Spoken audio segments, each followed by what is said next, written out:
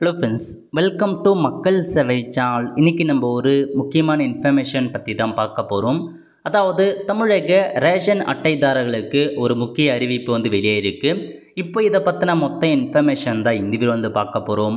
இந்த video skip பண்ணாமல் ஃபுல்லாக பாருங்கள். அது மட்டும் அல்ல, இந்த வீடியோ நிறைய பேருக்கு ஷேர் பண்ணுங்க. ஓகே, தமிழக அரசு சார்பில் கடந்த 2-3 வருஷமாக பல்வேறு நபர்களுக்கு புதிய ரேஷன் கார்டு பார்த்தா ப்ரொவைட் பண்ணாமல் இருக்காங்க.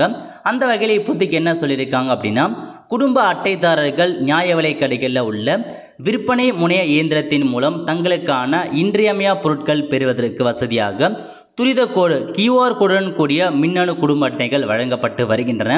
16,27,00,000 புதிய மின்னணு குடும்ப அட்டைகள் கடந்த 3 ஆண்டுகளை வழங்கப்பட்டுள்ள அப்படின்னு மென்ஷன் பண்ணியிருக்காங்க.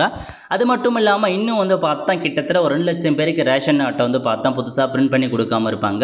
அந்த வகையில் இப்போதைக்கு அதுக்கான ப்ராசஸ் போயிட்டுருக்கு. நிறைய பேருக்கு நான் ரேஷன் கார்டு அச்சிட்டு அனுப்பிட்டு இருக்கோம் அப்படின்ட்டு சொல்லியிருக்காங்க. ஸோ நீங்கள் புதிய ரேஷன் கார்டு அப்ளை பண்ணவங்களுக்கு இப்போதைக்கு பார்த்தா பிரிண்ட் பண்ணி கொடுத்துட்டே தான் இருக்காங்க. ஸோ நிறைய பேர் பார்த்துருப்பீங்க.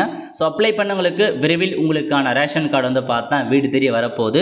ஸோ வெயிட் பண்ணிடுங்க. அது மட்டும் இல்லாமல் அப்ளை பண்ணவங்க ஸ்டேட்டஸ்லாம் பார்த்தா செக் பண்ணிகிட்டே இருங்க.